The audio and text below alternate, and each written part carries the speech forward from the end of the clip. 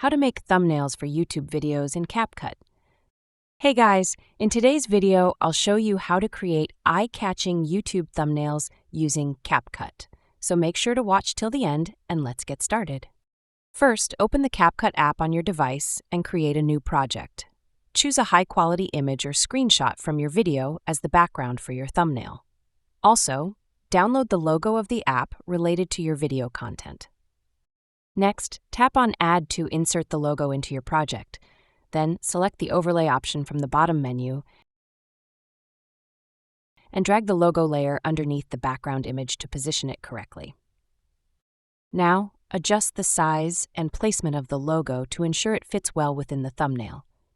Once that's done, go to the Text option in the bottom menu and tap on Add Text.